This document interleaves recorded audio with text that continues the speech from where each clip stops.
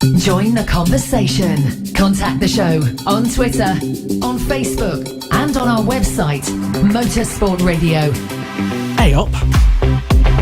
This is the Superbike Show. It is Motorsport Radio. Hello and welcome. My name is Lester. Coming up on tonight's show, we've got loads of fantastic interviews and, lots of big debates coming up. We've got a mass debate, in fact, regarding World Superbikes. It looks like they're considering stealing some of BSB's fine ideas, but should they actually, if they do, take more ideas and adopt BSB's Showdown in World Superbikes? That's a big topic of debate that we will take up later in the show. Any thoughts on that? Get them to us right now, because we are live. This is the Superbike Show. It is Motorsport Radio. Hello and welcome. My name is Lester. We've got Tristan Finocchiaro here, Jay King, and for the first time making his debut, it is Senior Incident Officer / looks great in a skirt. It is Mr. Christian Chamberlain. Hello, good evening, Chris. Good evening. So, how are you? I said I'd give you a good intro. I think that was a pretty decent one. Well, yeah, I think that'll do. But yeah, I'm good, thank you. Yourself? I'm very well, yes. You may already recognise Chris from various marshal posts around BSB circuits. And, of course, Chris, you do No Limits racing as well from time to time. Yeah, really much, as much as I can do, really. British Superbikes, any club race that I can get to is what I do. So Chris will be joining us intermittently throughout the season to give us some insight and a bit more depth and knowledge and stuff that we just don't know about between the rest of us, about actually what sort of decisions happen behind the scenes and why certain things might have happened on track or why certain penalties. So really insightful, and also I'm sure, Chris, you're more than welcome to get involved and join our debates as well, as much as you want to as well. A big hello to everybody who's already on the stream and joined us live. Hello and welcome. And a big hello to Michael Howarth as well, and his mother, who Michael was due to be on the show tonight, but he's busy looking after his mother. So hello to you both this evening. Also, Tristan, we've got some live interviews, more interviews as well coming up. Who have we got? Yeah, we've got plenty of guests on tonight. We're starting off with Keelan Irwin. He's going to be our first guest. Obviously, Astro JGR Stock 1000 rider for 2021, and also riding in Superstock 600 in 2020, having a lot of success over the years. Then Charlie Nesbitt, we're going to have on after him, GP2 rider. He's also been in all sorts. He's been out to Junior World Championships, and he's been at the sharp end since I've started racing. And then to finish the show, we're going to have Carl Smith on, which is I'm really excited about. Obviously, Carl Smith making his debut season in BSB after staying out at World Championships for so long, coming up through Spanish Championships and all sorts. So I'm really interested to see what he has to say. And yeah, really excited. Excellent. Well, before all of that, we have some news to get through. So let's dive into, Tristan, some news. Motorsport Radio. Fausto Grissini has unfortunately passed away after succumbing to COVID-19. Thoughts go out to his friends and family. Obviously, a name that's been in the paddock for a very long time. So, all our thoughts and go out to his friends and family and to the rest of the paddock, because he did have such a big impact on the MotoGP paddock and all paddocks in general. But in the MotoGP, Repsol Honda have recently launched their new bikes. Mark says that he's not sure if he'll be back to full fitness for Qatar. Hot rumours of him missing the first race, definitely the test. He obviously broke his humerus in his right arm at Jerez last year. He says that the doctors have given him good news regarding his recovery, but he doesn't expect to be competitive when he returns to the grid. He will miss pre-season testing in Qatar, and there's still a question mark as to whether he'll be back for the first round. He says he's optimistic to be back on a bike, but doesn't know exactly what day. Moving on to more injured riders, Petrucci has also recently come out and told us that he's developed 2 neck hernias, so 2 hernias on his neck. He's decided that he's going to recover and fix this problem. He's not going to be riding on any supermoto, motocross or anything like that for at least a month. Over to BSB, Bilbase extend their partnership with the Hawk Racing Suzuki team. Obviously, Bilbase also owning Mallory Park as well. They'll be fronting with Danny Kent and Gino Rear. They'll be competing in the BSB class this year with. Also overseas to Spain, there's set to be a new Spanish MotoGP and Formula One circuit set for Madrid. There's plans to build a state-of-the-art FIA Grade 1 circuit just outside Madrid. It's going to be called the Circuit de Morata, privately funded, conceived by a bunch of Spanish investors. They've been planning it for 5 years and saved up a budget of between 12 to 15 million euros to fund the new circuit. They've currently submitted the relevant documentation, but they're watching and waiting on their urban qualification and construction license, which could take up to 18 months. So that's something to be looking out for. Maybe perhaps another Spanish round on the MotoGP calendar. And to round up the news of happy birthday to the start of BSB and YouTuber Taylor McKenzie. Best of luck to him, and hope he can get out on a bike this year as well. Yeah, absolutely. Interesting. I mean, we're not going to go too much into talking too much about Gresini, only simply because there's nothing substantive that we can add to the conversation and debate other than to really just, say what Tristan said. And we at Motorsport Radio on the Superbike Show and at Motorsport Media give our heartfelt, deepest sympathies to the team, to his family and close friends and relatives. Unless anybody on the panel has anything to add about certain memories or anything from Gresini and the team. He's going to be sorely missed. He's obviously given British riders a lot of opportunities through his, I guess, managerial career. Sam Lowes, Scott Redding, just the two I can think of. So it's going to be a big miss to the MotoGP paddock. Certainly, we have an article up on our website right now. Again, just further paying tributes to Fausto Gresini, who has been taken a victim of COVID-19. It's very unfortunate, and I think for a lot of people maybe that puts into perspective about further that this hasn't gone away yet. We might be all looking forward rather giddily to getting back to racing. Some people are still suffering and going through it. Anyway, you can obviously send in your condolences and messages about maybe if you have any personal memories of you and Fausto or him and you in some way, then add them to the comments box in the comments box below wherever you are listening or watching this Superbike Show tonight.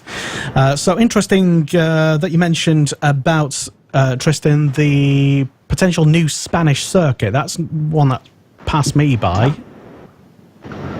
Yeah, interesting that. A bunch of Spanish investors putting money to one side and trying to get a new circuit up that's meant to be FIA Grade 1, so meaning that it would be suitable for MotoGP and Formula One as well. So that's that's really interesting. Obviously, because MotoGP already have so many Spanish circuits already, so we might even be seeing another one. Obviously, the documentation, it's the urban qualification and construction license, which could take up to 18 months to be approved. They don't think they're going to have any problems approving it. And then once they can get started, they think they can get it done pretty quickly. But obviously, these things take time, so it's not something we're going to see in the next year or even the next 2 years, but perhaps something in the future. So perhaps a new circuit to look forward to, which might bring some new challenges for MotoGP. That's what we need, Chris. Another Spanish Grand Prix. The Spanish Grand Prix, yeah, just another one. Yeah, anyway. I personally we've got too many as it is. So, Jay, it'd be nice to hear from you lads. If you could get rid of one, which one would you get rid of? I would personally say Valencia. I think it probably gives the least spectacular racing out of all of them. I quite like Aragon, so I'd probably keep that one. Yeah, I'd have to say Valencia. Yeah, Valencia. Yeah, so bit of a go-kart track. It should be for metric kits, really, shouldn't it? Well, that'd be interesting if we could make that happen. Yeah, well, let's get Fab to Valencia. Final pit bike round at Valencia. I will be asking later in the show, Jay. I think we have to put a chicane down the start and finish. I think that might be a bit of a problem. Potentially, yes. Those Chinese bikes tend to blow up quite a bit, don't they? Yes. Not my one, though. Hello, China, if you tuned in. Yes, I will be asking, don't worry, Tristan, I haven't forgot. I will be asking what you're doing this year on a bike, if at all anything. I'm sure you will be. I mean, you've already told me, I know, but you've sworn me to secrecy. But I'll pretend that I don't know, and I'll ask you a bit later on in the show, what are you doing later? So if you think, I don't know, maybe that could be, maybe we could take some predictions. What might Tristan be riding this year? That could be a quiz for later. Well, there's no point taking predictions if you already know. I know, but it's just interesting to see what other people might come up with. Yeah. Okay. But anyway, just tell us a little bit more, Tristan, about our first guest, who is coming up very shortly. Yes, so Keelan Irwin will be joining us on the show very shortly indeed. Astro JGR Superstock 600 rider in 2020 and moving up with Astro JGR to Superstock 1000 in 2021. After quite what you could say is quite a lot of success on the 600cc machines. We had his brother Reese on last week, but this week it's going to be all about Keelan Irwin. And I can't wait to delve into this one and start asking him questions, because he did say last week on Instagram that he's got some nice sibling rivalry stories for us. So I'm looking forward to get into this one, and also looking forward to see what he's got to do and what he's got to say about the 2021 season, obviously moving up to Superstock 1000 as well. So won't be racing his brother anymore, so we won't be able to have any more stories on sibling rivalry, but it's going to be really interesting to see what he has to say, and I'm looking forward to delving into that one. So I think we've got him on now. So like I just said, Superstock 1000 rider in 2021. Keelan, how are we doing? Hello, how are you? Yeah, not too bad. Yourself? Yeah, good. Just getting by lockdown, really. That's it. Yeah, no, aren't we all?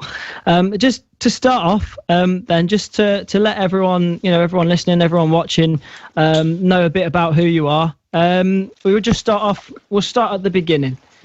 Just let us know how did you get into racing?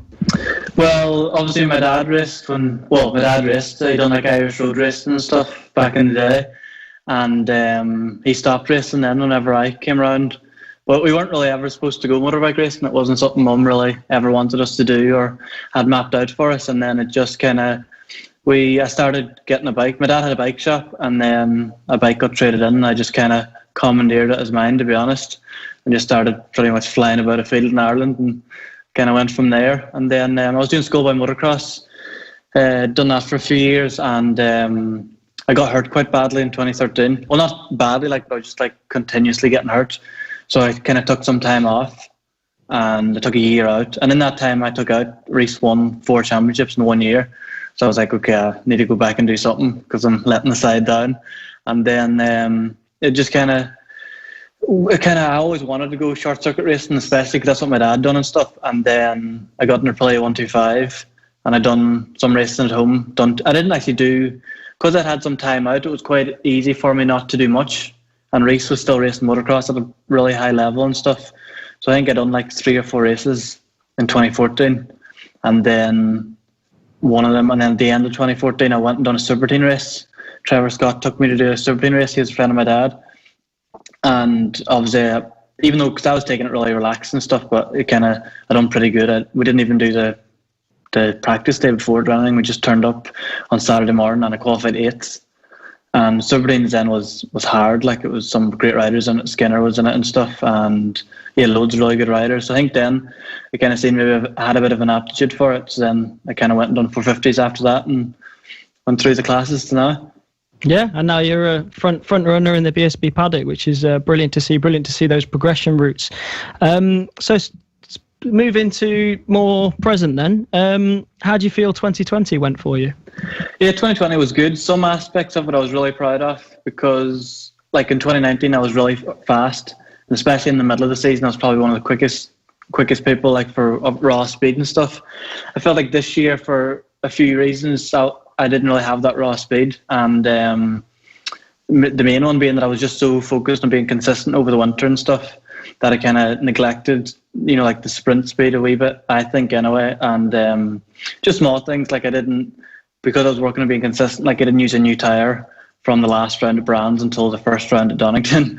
So it was just but it worked in a way. Like we had 8 races, I crashed in one, and I was in an instant in the other race, and then I finished 5th, and other than that I was on the podium. So I had a pretty good podium rate. I just kind of lacked that wee like 1% or 2% to beat Reese or Ben in a race, but we came close. Like I think it was like 100th of a second away at Brands or something stupid, but it all adds up. But I was really happy, like, as the year went, finished 4th and stuff, and I would have liked to have done a wee bit better. I had like the best bike, it was the bike to be on and stuff, but no, it was a good year. It was a year that wasn't expected. There's a lot of elements that wasn't expected, obviously, with my younger brother being so strong. Yeah. But no, I was happy with it and overall.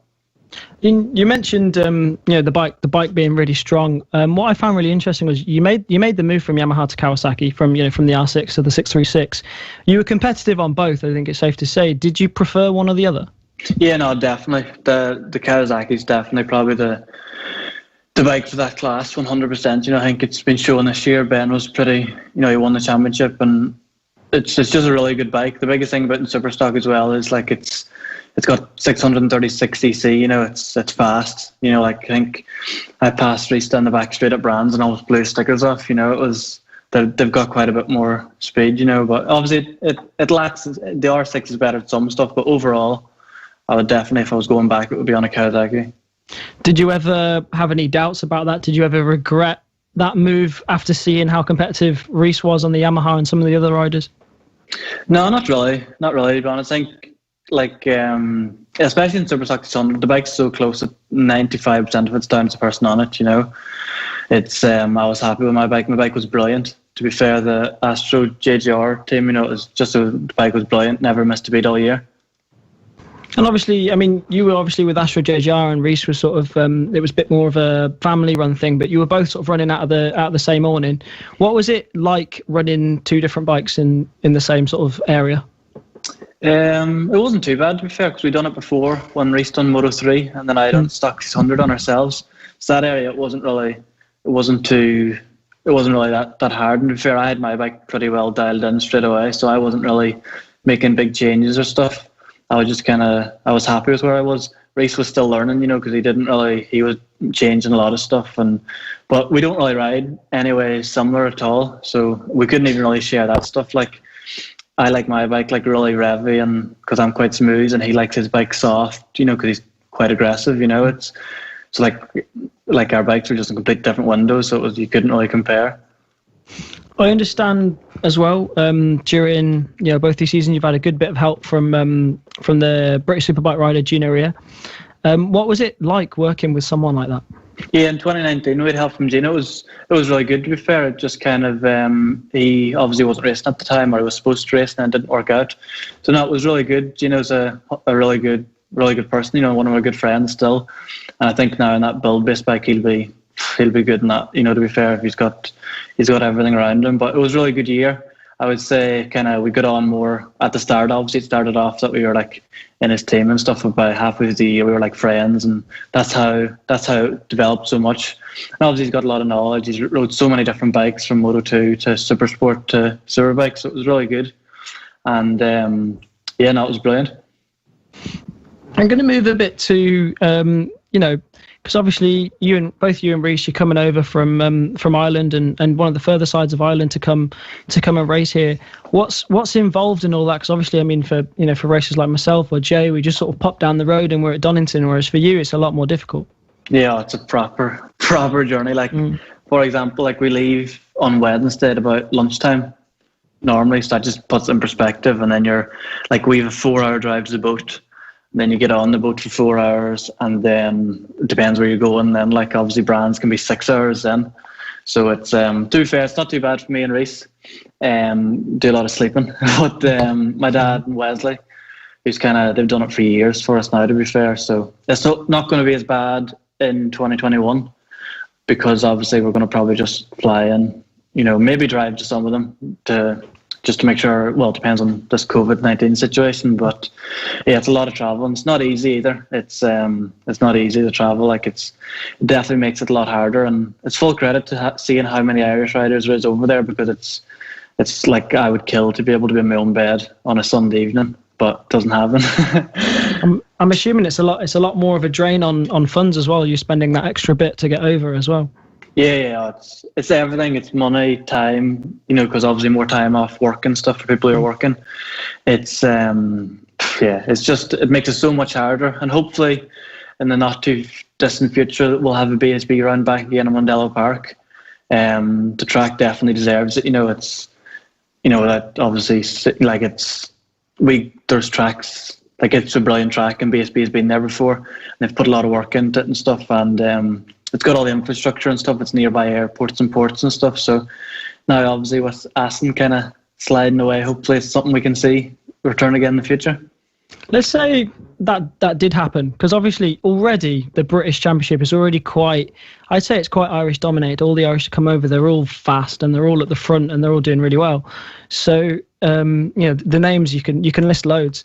Let's say there was a British Superbike round at Donington Park, especially the first time they go back there.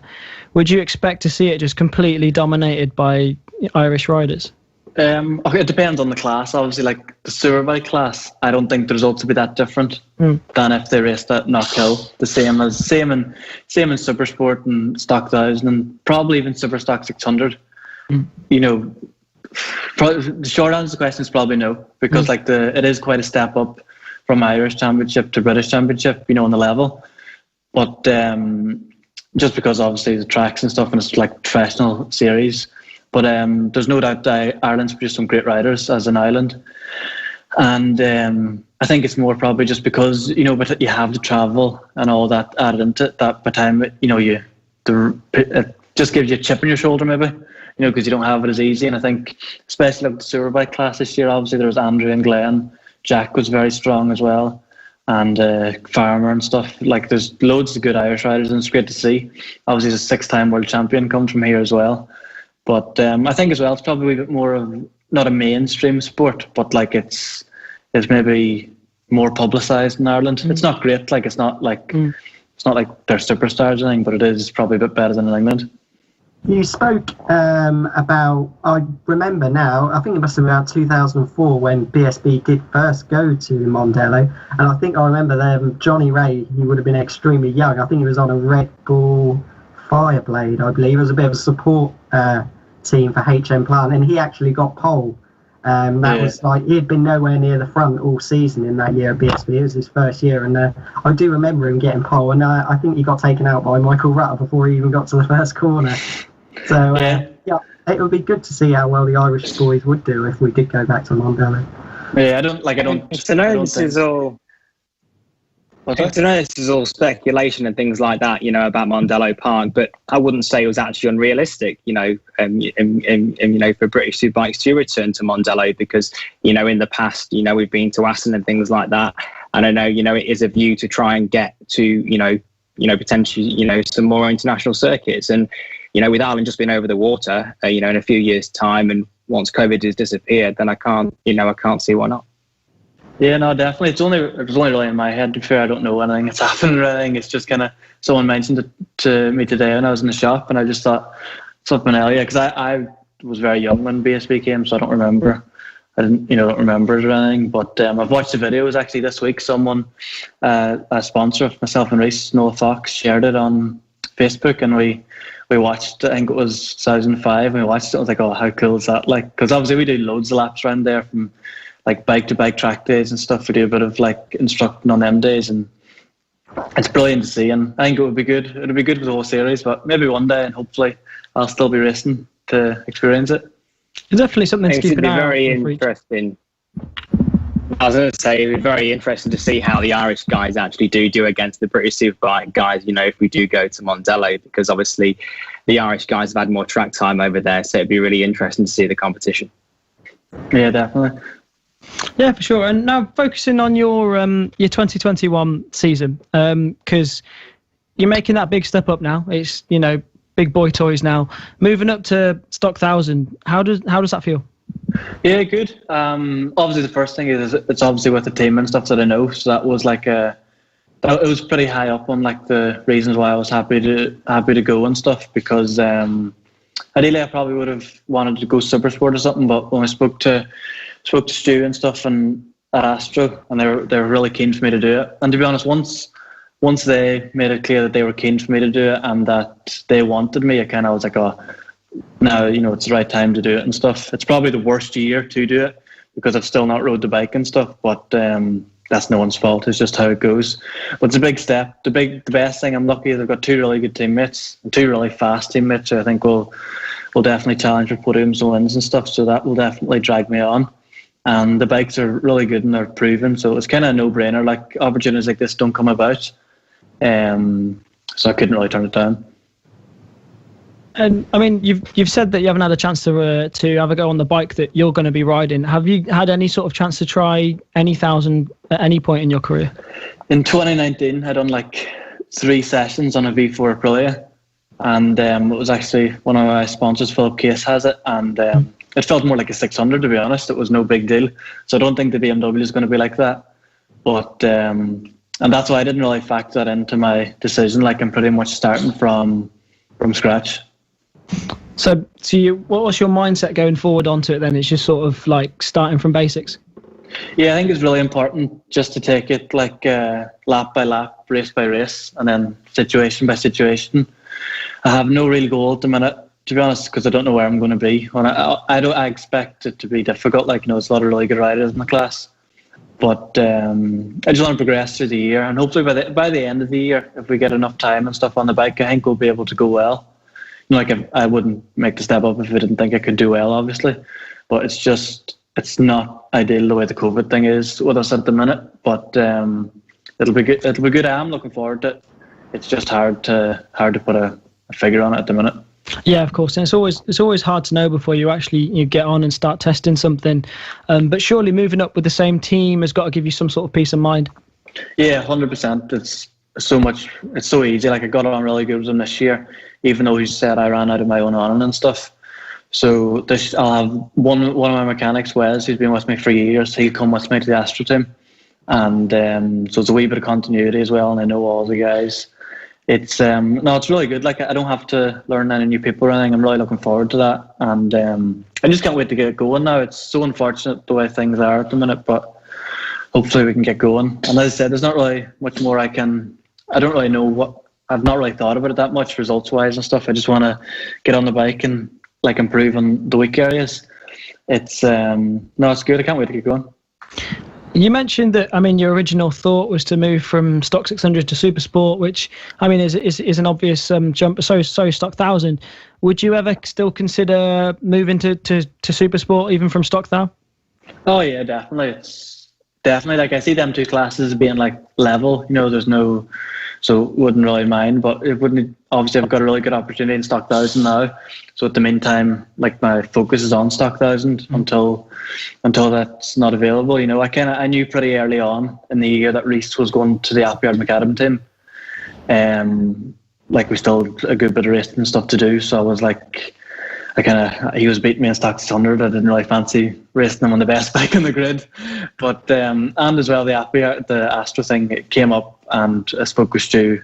Actually, kind of had like the conversation after morning warm up with Brands, between warm up and the race, and it was just that feeling to be wanted and stuff. And I was like, I really wanted to stay. I was really happy. Like, they let me do loads of stuff outside racing and stuff. It's perfect. Yeah, and the team, obviously, and having that sort of chemistry and that motivation with the team is so important as well. Moving to long-term goals, I mean, obviously, Superbike. Oh yeah, definitely. That's kind of, I try not to get too far ahead of myself at the minute. It's I have like a stock 1000 learning year, and then obviously I'll have my second year in stock 1000 to push on. That's probably one thing. This year in the Astro team, I'm kind of like as a junior rider. So this is my learner year, and then obviously step on the year after that. And after that, I've no real.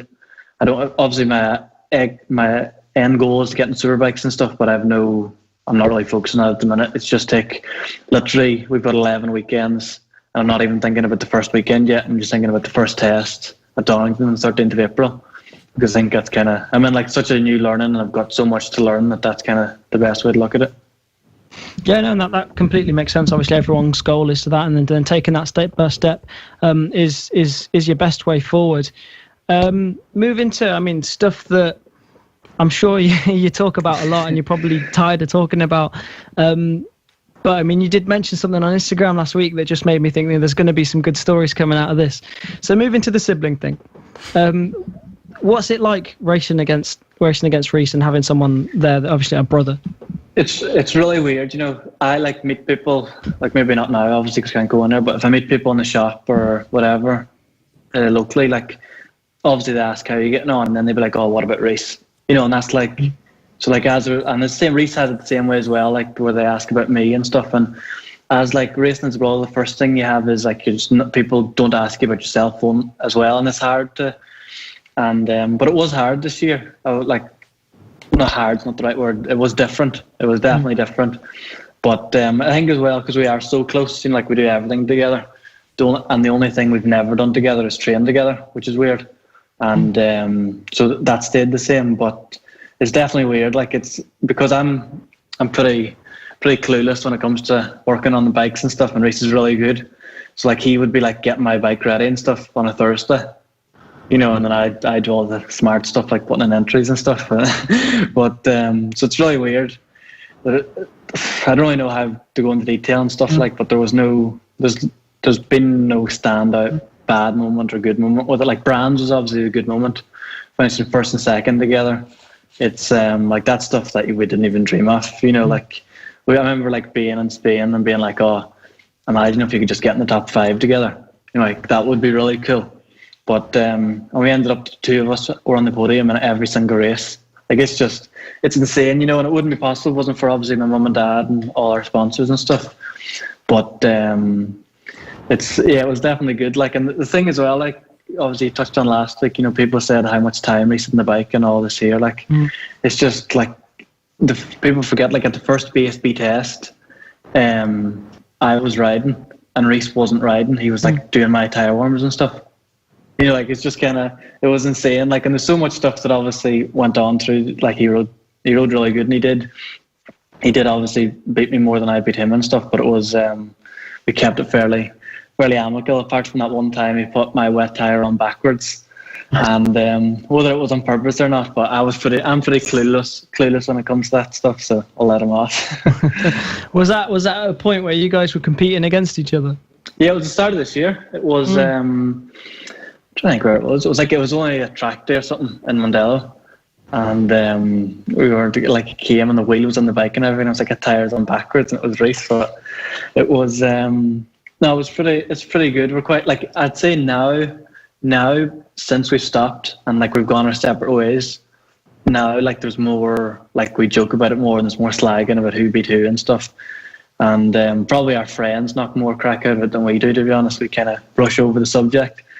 But everyone speaks about it. But it's a good thing as well. It's a unique talking point. Obviously, you've got us, the other Erwins, the Knees and stuff. There's loads of good brothers at the minute. So Mackenzie's. But it's a good time to be a brother and stuff. But we probably do less together now, I'd say, than before this year. But definitely, it's changed the dynamic a wee bit. Yeah, it's been entertaining for sure, and it's been brilliant to see you both at the front as well. And it's been brilliant to have you on, talk about obviously your ambitions for the future, how you got into the sport, and a bit about Reese, because obviously we had him on last week as well. So it's been brilliant to talk to you. Thanks a lot for coming on the show. I got a quick one. Would we ever see the first brothers racing at the Northwest? Would you two both consider that? Well, I suppose you've got the Dunlops before us, so... Yeah, not about them. But, no, definitely not at the minute. It's. Which one would most likely do it out of either of you, if one of you would do it? I would say probably me. I have a great interest in it. I watch it every year, and I go every year, like, for the week. But Reese is very focused on what he's doing all the time. Like, he doesn't tend to go out anywhere else. But at the minute, like, it's like a real mad idea. It's like asking me if I would go back and race motocross again. Like, it's not like, I know it's, I don't mean that in a bad way, but I'm giving it no thought. Like, I have like friends and stuff from school that like be like, oh, you should go and do that, like, but just because they want to have fucking weeks crack like in Portrush, you know. But it's not like I've been to the TT, but I'm yet to go to the Northwest, so it's something on my bucket list to go to. No, it's such a good atmosphere and it's a great week. You'd definitely enjoy it. I was at the TT. In 15 when I was doing 450s, and Tristan will know me and James Folkard went over, and I remember like just standing in the hedge going, these aren't wise. Like what they do is unbelievable, and I've got to respect. Like I don't think I couldn't do it at the minute. You know, I wouldn't be able to do it at the minute, and I promised my mum I wouldn't as well. So we'll keep it like that. That's a big part, isn't it? That's a big part. I don't think my mum would ever let me do anything TT or Northwest 200, anything like that. Yeah. Never say never, though, guys. Maybe, just maybe, once in the future sometime. Who knows? Yeah, that's it. You don't want to say never, and then someone pulls back up this interview and makes a complete tit out of you. It'll be interesting to see how Glenn Irwin does there whenever we go back to the TT now, because he's been so successful at the Northwest. Yeah, no, I think he'll do good, especially... It's actually probably helped him a wee bit, COVID, because obviously when his first night of practice, people aren't going to be doing like 130 mile an hour because they've not been there in years. Yeah. You know, so it's going to be, it's not an easy task to go there and learn, but no, I think he'll do good. Like, I think he'll do good. All right. Yeah. Excellent to have you on the show, on the Superbike Show this evening, Keelan. Thank you very much for coming on. See you later. And we'll check up with you in the season. Thank you. Yeah, it sounds good. See you then. This is Motorsport Radio. Awesome, right? The Superbike Show on Motorsport Radio. And we've got loads of stuff still to come here on the Superbike Show. It is Motorsport Radio. Hello and welcome. If you've just found us for the first time ever, we've got loads of people just finding us for the first time ever. You are welcome. And my name is Lester. We have Jay King here. We've got Tristan Fidocchiaro. And joining us for the first time ever, it's Mr. Christian Chamberlain as well. A long-time listener of the show and first-time panelist. Hope you're enjoying things so far, Christian. Very much so. Thank you, Lester. Yes, Chris is the I forgot already. Senior Incident Officer at BSB events. Is that right? That's correct. Excellent. That's correct. You got it right. Senior Incident Officer / future person who will give you fines and penalty points, maybe. Who knows? I don't know. It was, so behave yourselves. He'll be meeting one of the Irwins quite a lot then. Oh, I wouldn't possibly like to comment on that. But yeah, hopefully we'll get loads of insider gossip about what goes on in stewards' rooms and stuff over the season. I will certainly do my best. Probably not. He'll give us the diplomatic answer and stuff, maybe. But you're free to talk. That's all I'm saying, Chris. Hello to everybody who is a regular listener on the show, and a big hello to everybody who's just downloaded this after we've gone off air on Google Podcasts, which we are now on. Just like to say. I mean, you thought... I didn't even know Google had podcasts. Well, there you go. We're now on that, as well as usual places like Spotify, Apple Podcasts. Apple, and I don't know, lots of... all your favourite usual podcast providers, yay. So you can actually... Who? VK. Oh, we're on VK as well. Hi, all our Russian listeners. To all the Russian listeners, yeah. Hello. No. But yeah, we're on that as well. We now have no Russian listeners. And anyway, so we're getting on to tonight's big topic before our next guest, Charlie Nesbitt, turns up. And, it's all surrounding the... Now, you're going to have to help me out on the technicalities of this, but it was proposed that World Superbikes... Tristan should initiate a long lap penalty, effectively just copying BSB. They will be taking the long lap penalty, that started out in MotoGP, then BSB adopted it, and now World Superbikes will be doing the same thing. I think that'll make things interesting. As a rider, I think I'd rather have a long lap penalty than like a ride through or time penalty. I mean, there's been issues with safety and stuff. I remember Scott Redding at Thruxton and stuff like that. But be interesting to see from like a marshal and perspective from Chris what you think of the long lap penalty.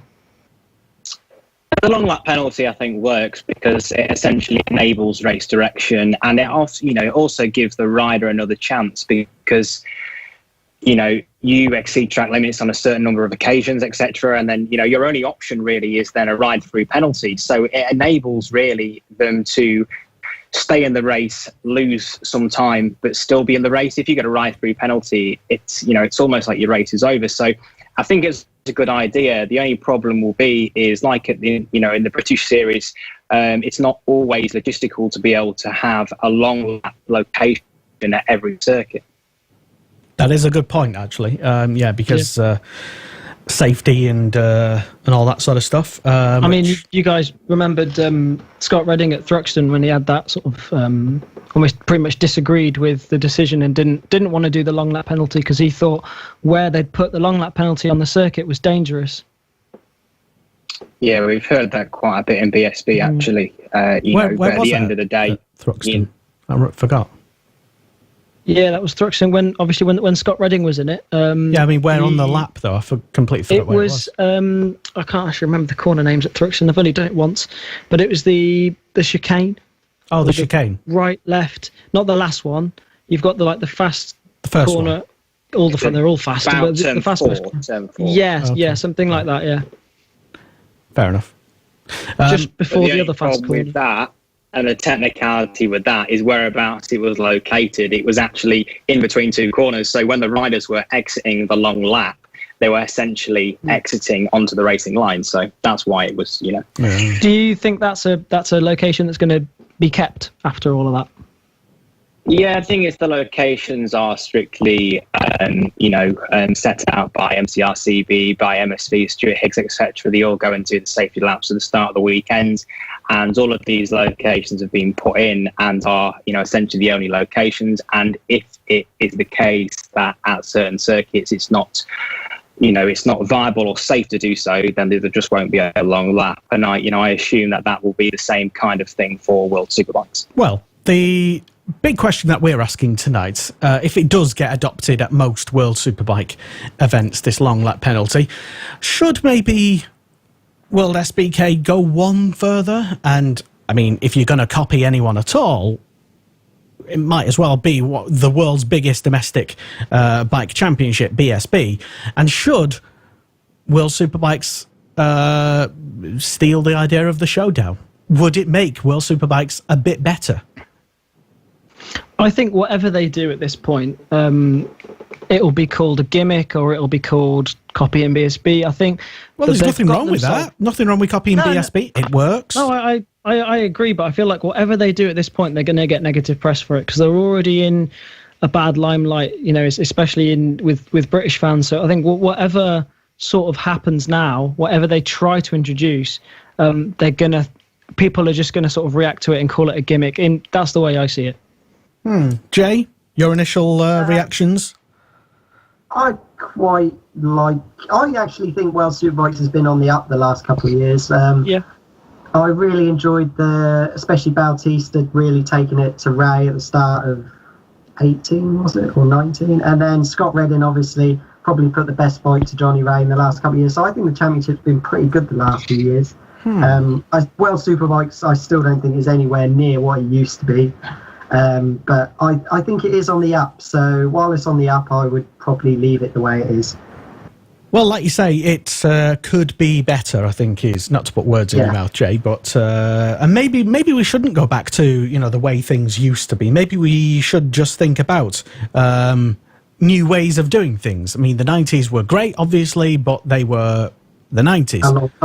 A long time ago. It's been done. It's, we've completely moved on in terms of the way entertainment, or what we expect of championships by way of entertainment, really. I mean, everything has to be live nowadays, and everything is live, although the championships that matter, of course.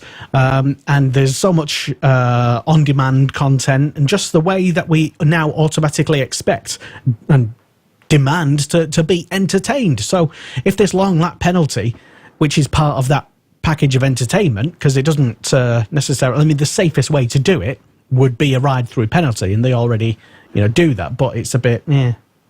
I think it was the whole Cal Crutchlow thing a couple of years ago, wasn't it, in Argentina, where it was the tiniest jump start in the world, and things like that really do not deserve a ride-through penalty, do they? They do deserve a long lap or like a 2 to 5 second penalty. They don't deserve to lose, effectively ruin your race. So, well, if you remember back to Silverstone, sorry to talk over you.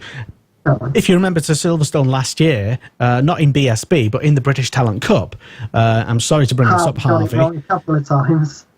There was a bit of entertainment. I'm sure Harvey will disagree, and his family and stuff, but it was a memorable moment anyway, where Harvey was. Yeah, he tried to go do a long lap penalty. He completely ballsed it up the first time, and he was given another long lap penalty, and then he didn't get it right the second time, and I think he tried again, and it still wasn't right. And by that time, I think Stuart Higgs issued him with a ride-through penalty, and then he came and took the ride-through penalty, but by that time, the red flag had already come out and stopped the race, so he was in pit lane doing his ride-through penalty. He couldn't leave because there was a red flag, and it was just a whole mess. It was... How exactly can you balls it up? What exactly do you do that...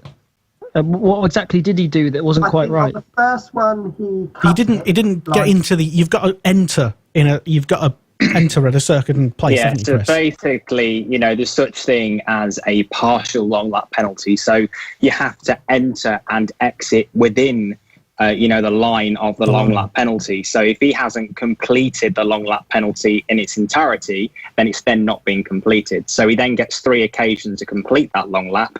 If he doesn't complete it within 3 laps, then it is automatically a ride-through penalty. And that's what happened. And sorry for bringing it up, Harv. It's rough. I spoke to him since then, and he laughs about it now, so it's fine. Yeah, I mean, we were there in the pit lane. I don't think I'd ever laugh about it if that happened to me. Well, I mean, it's an opportunity for learning, let's say. Yeah.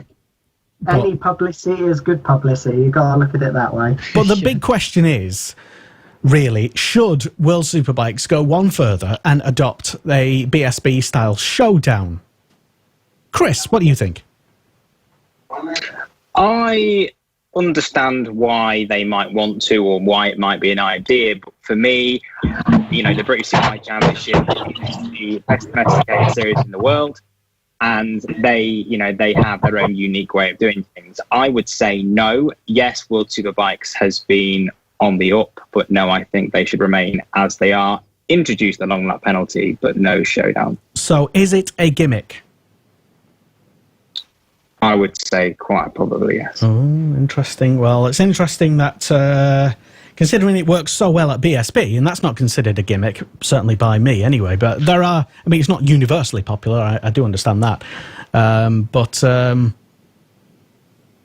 Tristan, you mentioned the word gimmick as well. Yeah, I like it. I think it works. And I have heard people describe it as a gimmick. I think it was on the Eurosport podcast. I think it was Julian Ryder. I think that was where I'd first heard. I've heard a few people refer to it, but I personally like it. I think it's it adds a bit of spice to it. I mean, like I said last week, if I was a victim to it, I might not like it. But from an entertainment perspective, I think it works well. It serves its purpose. It does its job, and it always brings the championship down to the last round and down to the wire. So it's always entertaining from that perspective. But Jay doesn't like it so much, I don't think. But I think Stuart Higgs has done quite a clever thing this season in regards to actually extending the showdown from only 6 places to 8 places. Because if you look at the end of the last couple of years, when we have had the top 6, those people maybe in 8, 7th and 8th position could have quite easily got into the showdown. So it certainly makes it better for TV coverage. It makes it better for the spectators, and it gives those other riders that opportunity. But do you think then that takes away from the sort of prestige side of it? Because obviously top 6, your focus all seasons to be in that top 6, be in the showdown, and then when it's top 8, it doesn't quite seem as impressive. Yeah, that does make sense. But I think a lot of it's down to like an entertainment factor. So I think there's lots of different ways to look at it. Really, I think personally, the top 6 thing was the best thing to do, but I understand why Stuart Higgs MSV have decided to allow 8 riders to qualify for the Showdown. Yeah, it makes sense. It might ultimately just come down to the big money, really, and the manufacturers. And if they say no, because we, obviously, if we're having a bad year, we might have invested so much into our campaign, we don't want to get caught out by some sporting regulations. The thing is, it was quite interesting, really, the other day to hear from Tiggs himself, and he was saying actually 14 of the 18 British Superbike teams actually were in favour of the 8-place Showdown rather than 6. Well, it gives your rider more of a chance, doesn't it? Because I mean, if you have a bit of an unlucky year, and you perhaps were pace to be in the top 6, it gives you an extra chance to be in that Showdown and be there at the end of the year. So I mean, I could see why teams and competitors would be for it for sure. It's very good if you get a small injury through the year, because you can afford, if you feel that you would comfortably get in the Showdown, if you're a regular top 3, top 5 rider, if you miss a few rounds due to injury, it's not a great deal, because you'll still feel confident you're getting that top 8 of the championship and have a chance to win it at the end. And ultimately, I think I forgot exactly what comment, but someone mentioned the other day regarding the Showdown that I forgot what year it was as well. That Shane Byrne... that was me. Oh, right, okay. Was it 2013 or something, was it?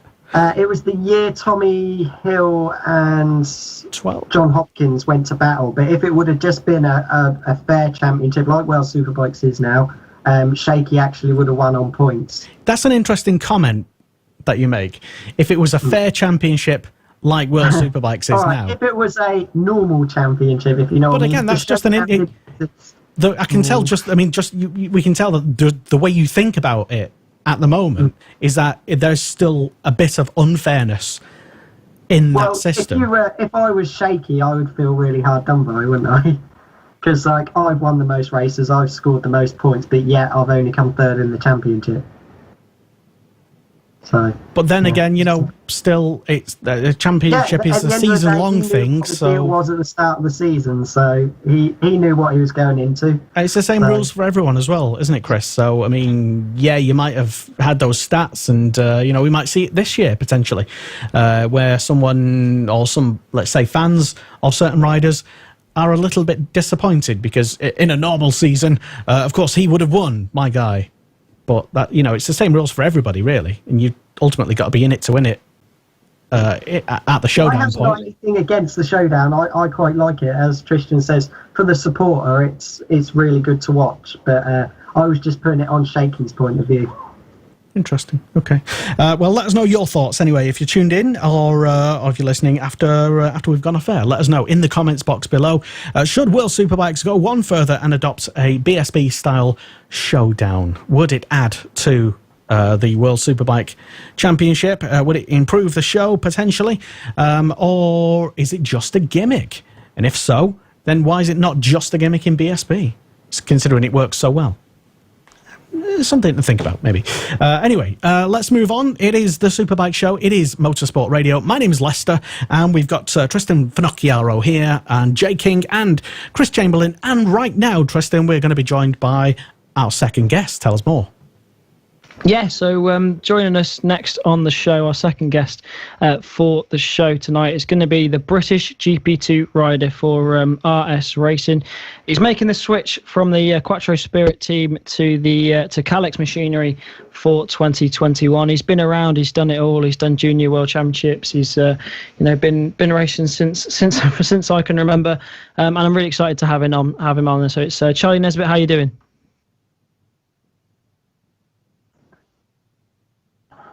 Oh, sorry. I think we've just. I think Lester's just forgotten to unmute him there. So if we can just.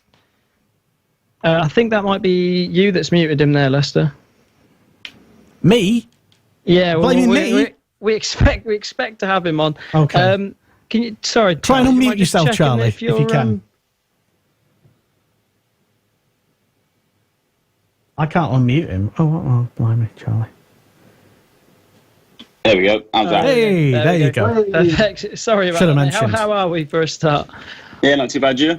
Yeah, not too bad at all. Not too bad. Excited to have you on. I mean, we'll start with the new news, shall we? I mean, firstly, you've signed for this new team, going into GP2 again. How does it feel to have signed for such a big renowned team in the paddock? Yeah, I'm really happy with this. To be fair, it's a really good team, proven team. I feel like I can really fight for the overall win in fighting with Kennedy and stuff like that. So yeah, I'm quite happy. I'm really looking forward to it. Awesome. And obviously, I mean, you've already had, you had a year in Supersport and then last year in GP2, although it's sort of been half a year, a bit of a shortened year. What's your goal for this season then, for 2021? It's going to be obviously to win races overall and hopefully to win a championship. That's my goal. The bike that I'm on's a real proven bike. Like I said, I'll have all the data and everything like that, so I can turn up to the round and then be spot on straight away. That's my goal. I want to be able to win the championship and win some races overall, ideally. I mean, what brought the change of team? Because obviously, I mean, the times we're in at the moment, it's probably it's more difficult than ever to change team because it's harder to get out and get testing. So what sort of made your decision to go for a change of project? When we were talking about next year with Quattro and stuff like that, some things wasn't quite adding up and stuff like that. So we decided to obviously part ways, and then Pete and Ryan at Kavara and RS Racing obviously picked up the phone, and we made that decision. So you'll be moving, obviously, because they've been running the Calixes. Do you expect there to be much sort of adapting to do from the Spirit to the Calix?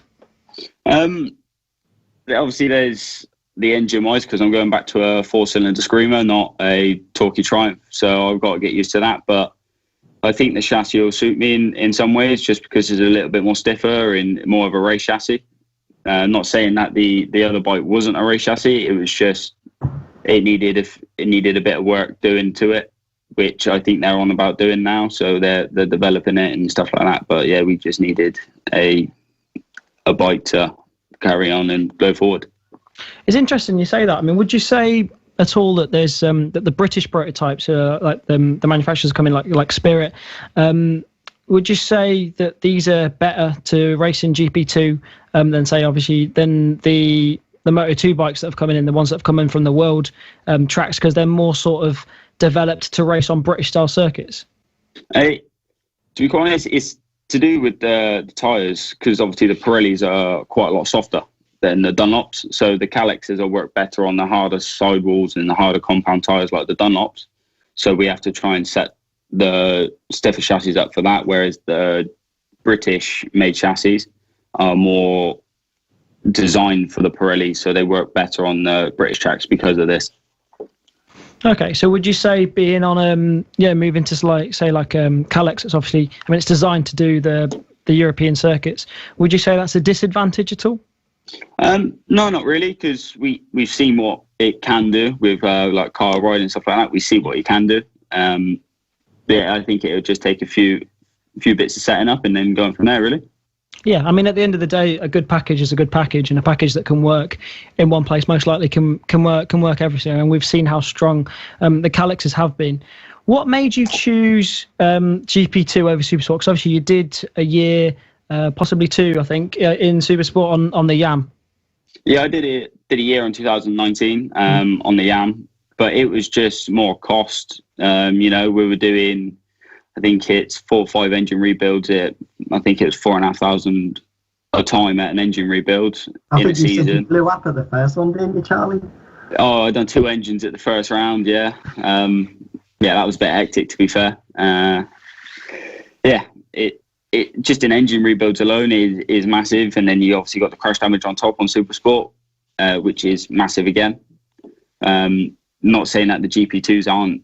The crash damage isn't big on the GP2s, because obviously it's all prototype stuff and it's all specially made. But it's not as bad. You can run 1 engine for a season on a GP2. You spoke about how do you treat the races? Because obviously it's 2 classes in one. Do do you concentrate on the class you're in, or do you just treat every rider out there as I need to beat them, or is it more like, right, I've got I'm leading my class, I now need to concentrate on the championship, or do you just think, no, there's some guys a couple of seconds up the road from me, I'm going to catch them and I'm going to try and win the race? Well, in my head, obviously, there's a guy in front of me and I want to beat him. You know, it's just trying to get as high as you can in the possible race, and wherever I finish in my own class is wherever I finish. Obviously, if I'm battling with someone for the lead and there's a championship on stake, then you start thinking about it. But early in the season, you're just more going to win. Yeah. And also, you have to look at it as there's possible people maybe wanting to sign you up in the future, and you've got to look at it. If I'm further up the front, they're looking at me more. Yeah, that's it. Obviously, the further up the front, the more TV time you get, and then that's what gets you the sponsorship and gets you the money for racing. Because you look at what Carl Rye did a few years back when he was winning races on pretty much what your bike is going to be. So I suppose that's the kind of thing you're going to try and follow on. Yeah, that's it. Did you ever sort of use that to your advantage? Say, like put in, say you're racing under the GP2 rider. Do you ever try and put like super sport bikes in between you and that rider? Yeah, massively so. I think at Alton last year, I was trying to put as many people in between me and second place at GP2 as possible. You know, you can use them because they are quite difficult to overtake because they are so fast in a straight line, but the super sports can't carry quite the corner speed the GP2s can, so it sort of levels itself out a little bit there. Do you find that frustrating at all? Because obviously, I mean, you're going to have to carry that extra bit of corner speed because you don't have that straight line speed, and you ever find it a bit annoying when there's someone just sort of sat at the centre of the corner? Yeah, it can be quite frustrating, but you just sort of have to be a little bit more aggressive, and then you have to make your way through somehow. Yeah, I mean every class and every type of bike, you've always got to be riding around something and suiting the riding it how it needs to be ridden and compared to the bikes around you as well. So we'll go on to the 2020 season. Obviously, it was your first season in the GP2 class. You'd done a bit of super sport. How did you feel that the 2020 season went for you? It was okay. It wasn't the best season in the world, obviously, because it was shortened and everything else. But it was a pretty good season. I got a few wins and got my name about in the GP2 class, so that wasn't all bad. Obviously, the bike at the start of the year was fantastic and everything else. The bike was fantastic all year. It was just the fact that we had no data or anything like that. We were starting from scratch at every round, so we were having to build up from session one, and then by the last race we were in a good place. Was it difficult adapting from the super sport bike to the GP2 from 1 year to year? Yeah, a little bit, obviously, because I was going from 4-cylinder down to 3-cylinder again, so you ride it very, very differently. You try not to rush the corner too much, so you can square the corner off a little bit. Obviously, braking late's massively on them as well, so you almost want to try and not rush the corner but still run it a little bit deep because you can just pick it up and square it. It was just a different way of riding. You sort of learn and carry on there. Any highlights of the season for you? I think the first race at Donington was very, very good for me. Obviously the first race win. I think the second Snetterton, when I had to start from the back of the grid, and I think it was the second race at Alton, I really enjoyed. You've also been doing, as well as GP2, you've been doing a lot of training and a lot of racing over in the Fab Racing mini bike championships, where we see Jay racing as well. Obviously, for those who don't know as well, Fab Racing is sort of the series for young and upcoming riders to come and make their way through, and also gives a chance for riders that have already come up and through it, like Charlie, to come back and have a go on some pit bikes and some converted supermotos as well. So. What keeps you coming back to Fab? It's just seat time, really. Yeah, seat time's key. So the more time you can spend with your bum on the seat, it's the better, really. It's still all relative to what you'd be doing on the big tracks. You still got throttle, you still got brakes, you're still moving around. it's just slightly different. It still keeps you sharp.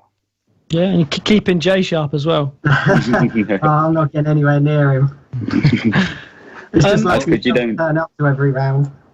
Nah, you don't jump any curbs anyway, do you, pit bike? No, I don't do any of that. What have you been doing over? Obviously, we can't be riding bikes at the moment. So what have you been doing training-wise over this pretty boring period at the moment, really?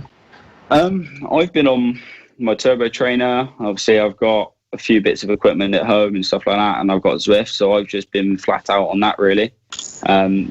Between that and working with Dad plumbing, it's just been that, really. Yeah, and obviously we can't go to Benidorm this year, so we can't have a Charlie birthday party this year, can we? No, that always gets a bit messy, in all fairness, but it's nice to have a bit of a blowout every once a year, isn't it? I'm trying to invite Lester and Tristan to come, but that'll be your 21st one next year, won't it?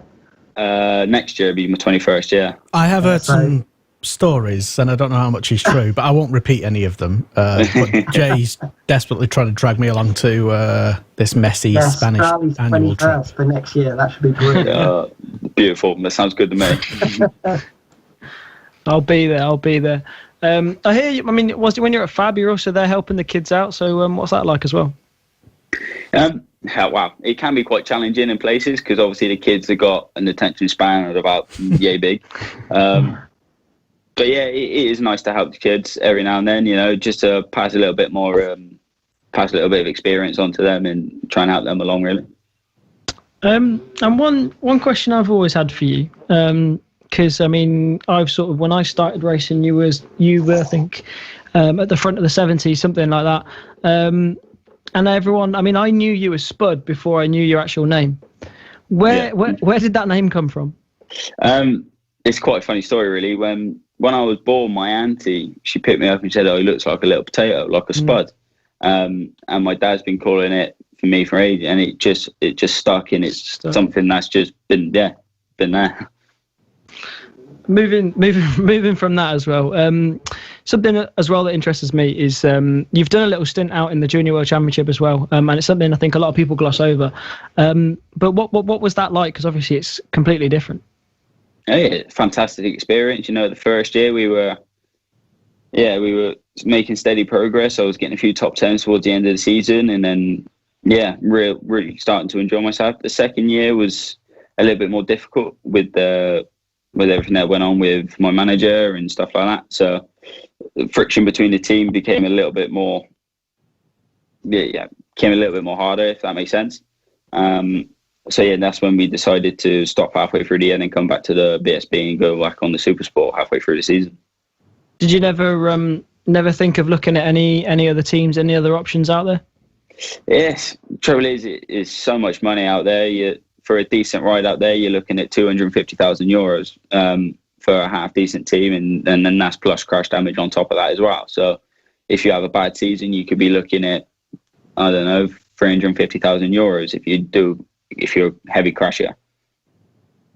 So what's it like for British riders out there then? Are there many opportunities to help you out? Because obviously, I mean, for a family, I mean, most people don't know, but the money that you're putting towards teams and to budgets, most of it comes from the family. I mean, a bit comes from sponsors, but most of it's you got to find yourself. So what's it like for British riders out there? Is there many opportunities for help or anything like that? Not really, not so much. It's quite hard to say me go up to a British company and say, yeah, would you like to give us this much money? We're racing out in Spain. And go from there, really. Do you think we'll see any other British riders graduate from there into the GP paddock? I think there's going to have to be at least a few, because I think this is McPhee's last year, so I think there's going to have to be one other rider on, which I'm not too sure who's that going to be, if that makes sense. But yeah. I mean, if you carry on. Yeah, obviously Max Cook, obviously a good friend of yours, is now going to kind of do the same what you did. He's now coming back to England. Do you think he's going to fare quite well coming back to England after kind of the same few years you had in Spain? Yeah, I think he'll be doing all right. To be fair, it's his first year on a 600 and everything else. He'll have to learn the bikes and have to learn the tracks on a 600. Of course, a little bit more different to a Moto 3 random, like somewhere like Alton Park.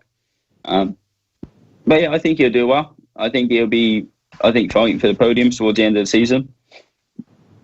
I think, like for most of you young guys now, especially even like the guys a little older than you, like Brad and that, who are in British Superbikes, all of you, I suppose, are trying to follow the direction that Jake Dixon's gone. Like, he's shown that you can leave British Superbikes and get back into the GP paddock.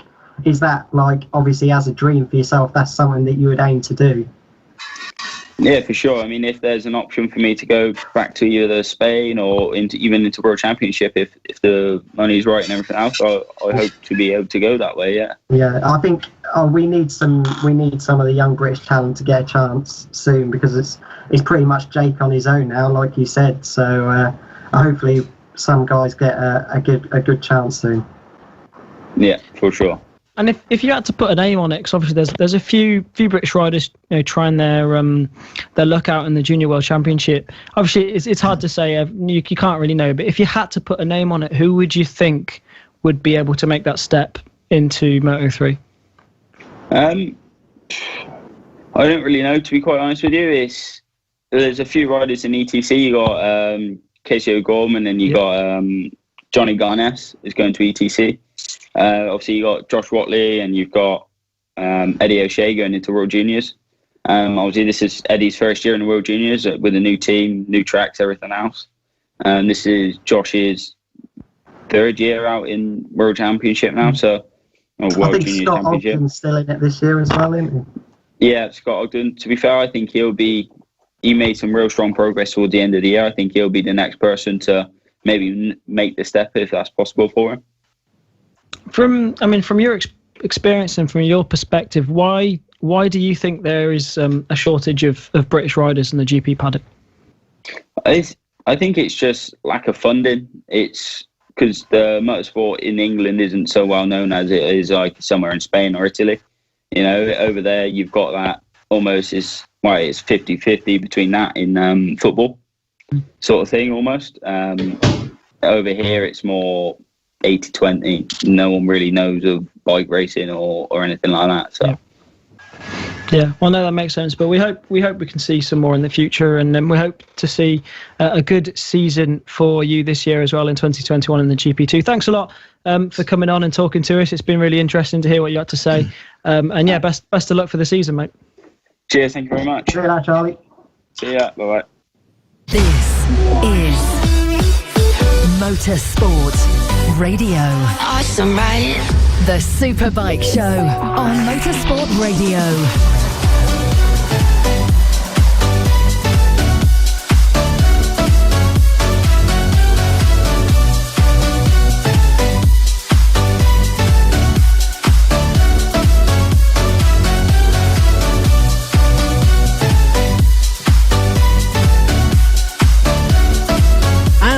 We are live on this fine Wednesday evening, unless you're listening to us as a podcast, in which case then we're not live, I suppose.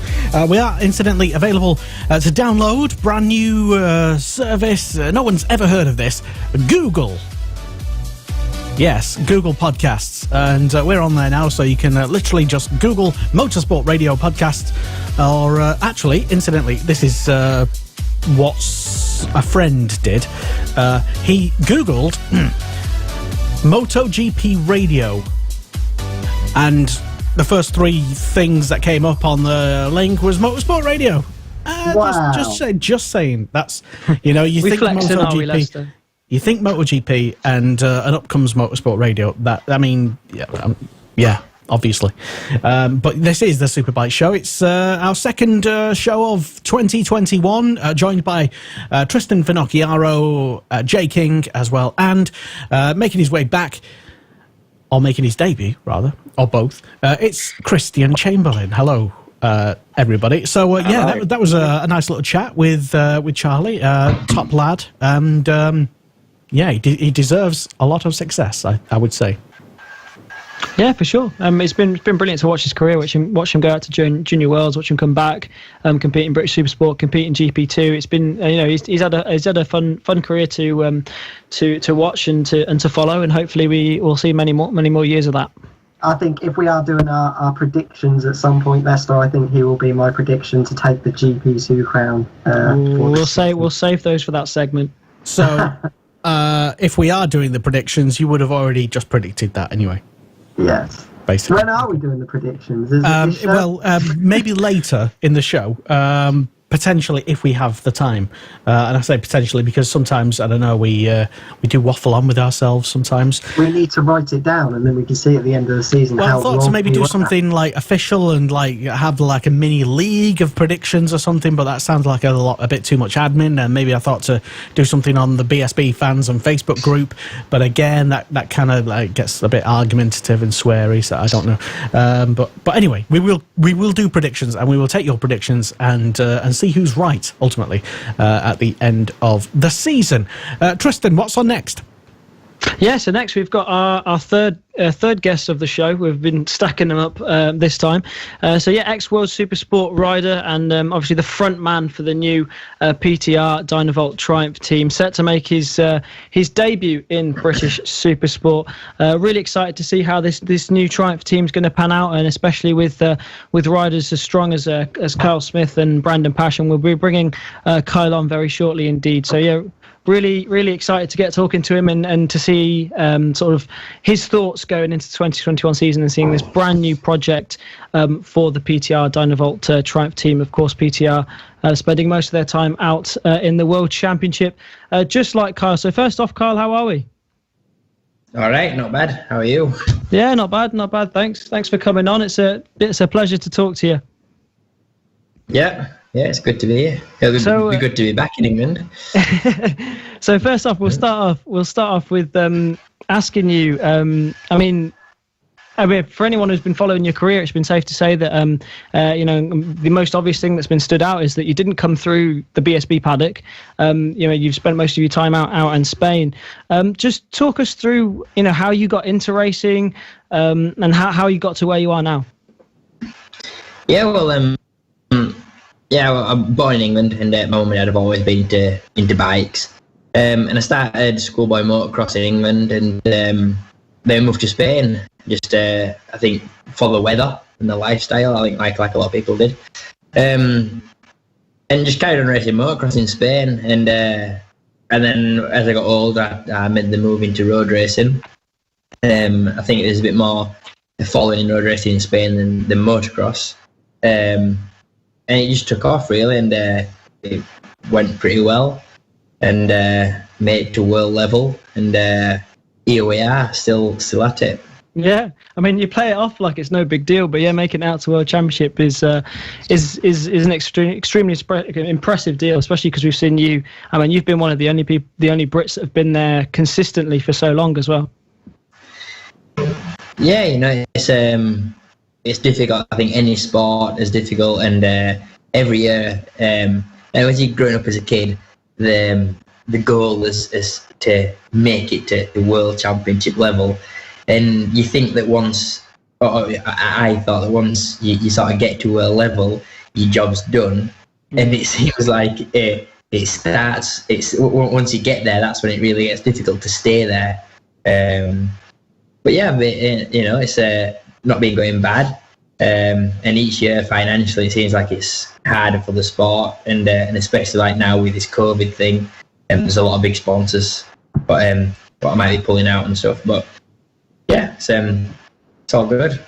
Yeah, for sure, and that's something we've spoke a hell of a lot about on this show as well. Is the ever changing sort of financial situation of racing, and how it's especially in World Supersport, how it's getting more difficult and more difficult. But you're coming back to BSB now, or rather coming to BSB for 2021. I mean, how does it feel to be starting a new project like this?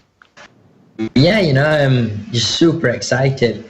Just I don't know. I had the chance to stay in Spain on the Spanish Superbike, but I know Simon Buckmaster with the team. I've raced for them before, and it's been pretty successful.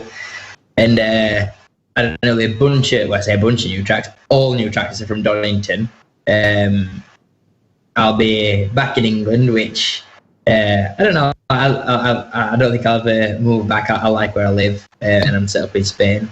But it was just something new, and everything new is exciting. And I think the bike will be strong as well. So yeah, it was a no-brainer when I got the offer from my stop at PTR. It was just a no-brainer. I thought, yeah, go for it. What's your mindset going into this then? Because it's going to be, I mean, it's quite the track. All the tracks are quite different. I mean, how many have you ridden many of the tracks apart from Donington? No, none. Yeah. Literally, Donington is the only one. Not even Silverstone, because I did some Moto 2 riding, World Moto 2, but never made it to Silverstone. So yeah, it'll be just a bunch of new tracks. Mindset, I don't know. I'm just going to take it as it comes and try and have as much fun as possible. It's like a little bit of a development situation with the fact that the bike's new, and the team is new to the bike. So I don't think it'll be easy. Obviously, you know, even when everything's going perfect and you've got everything set up, it's always difficult. But yeah, just take it as it comes and enjoy every race. If you get Ride 4 on the PlayStation, you can do some tracks on there. So maybe it'll be a bit of good practice for you before you get over it. Yeah. Although to be honest, I'm a bit of an hillbilly, and I've got guitars and pianos and music. So I've not even got a PlayStation. So yeah, I'll have to watch some more races. Is there any? Yeah. I'm probably taking questions away from Tristan here, but is there any tracks that you've seen on the telly that you're looking forward to riding more than others? I would have thought Cadwell going over the mountain is one that you're looking forward to. Yeah, well, everybody because I ride a lot of motocross and I've always raced motocross as a kid growing up. I rode motocross until I was 16. So I'm into the ups and downs, and I got like loads of comments on social media. They're like, oh yeah, you'll love Cadwell. Can't wait to see you there. I mean, so you're going to be the new Josh then. I don't know. I'd like to say so. Yeah, he does pretty good, doesn't he? So yeah, I wait and see. Yeah. I mean, it's something we're looking forward to see. I mean, it's always exciting to see a new rider tackling these things as well. I mean, but with it being such a new project, such a like a fresh idea, are you nervous at all going into something that's so sort of like unknown? Yeah, obviously. You know, first it'll be a fair bit of testing, which hopefully that should break the ice a little bit to what the tracks are like, because I know I've raced in Spain pretty much all my life, which the track are pretty much many tracks what we raced in the World Championship, but the tracks we raced on in Spain, and they're all, I think, the similar sort of style of track. So even if there's a new track, it's the same style. And I think the WSBK calendar has got a lot, I'd say, like quirkier tracks, a lot more classic style tracks. So yeah, obviously, you know, everything's new, bikes new, the nerves, the butterflies will be well, you know, well on the way. But yeah, I'm excited. Sure. Have you had a chance to try the bike at all? No, nothing yet. So just wait for the first test. Yeah, well, it'll be interesting for sure, because obviously, I mean, it's new for everyone. I mean, they've tried the engine out in Moto 2, obviously, but I mean, it's a completely new concept for Supersport, so it'll be interesting. But obviously, you've got you've got the PTR team. You've worked with Simon before. Does that sort of give you a peace of mind going into the season? Yeah, you know, massively. Like I said, I've worked with him before and been successful, and not that I've enjoyed it. You know, I've really got along with the guys and the team. So yeah, just carry on from there. And like I say, it's a new bike. The engine, we know works. We know it's good. The old bike Triumph had the chassis seemed to work well, because I know Stapleford rode in World Supersport with it. and it worked fine. It worked good. It just seemed like Triumph didn't have the backing. But now we've started with this project, and they seem, they want to push the bike forward. There's no reason why it can't be a competitive bike.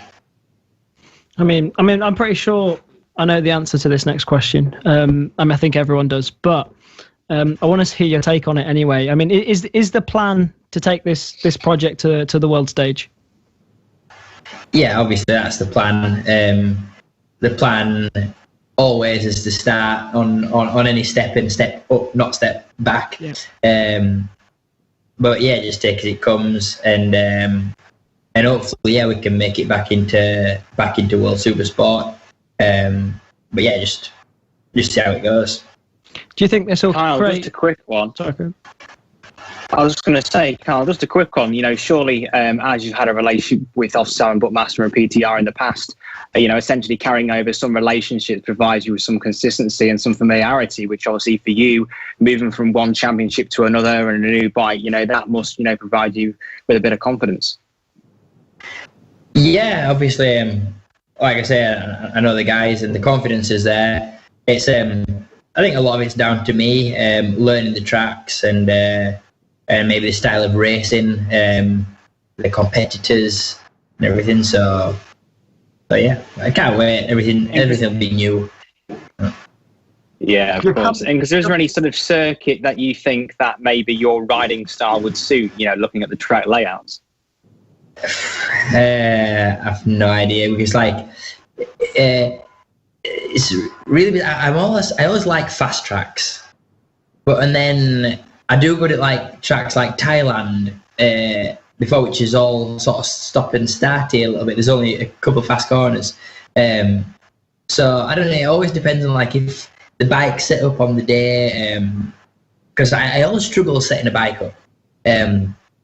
It's it doesn't come too easy for me, but when everything falls into its place and I manage to get the bike set up and feeling good for myself, I feel like I can get the results. So yeah, I like fast flowing tracks more than the stop and start tracks.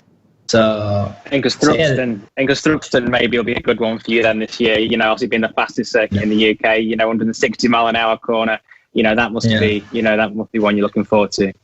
Yeah, in fact, I'm looking forward to learning, all the tracks. I know the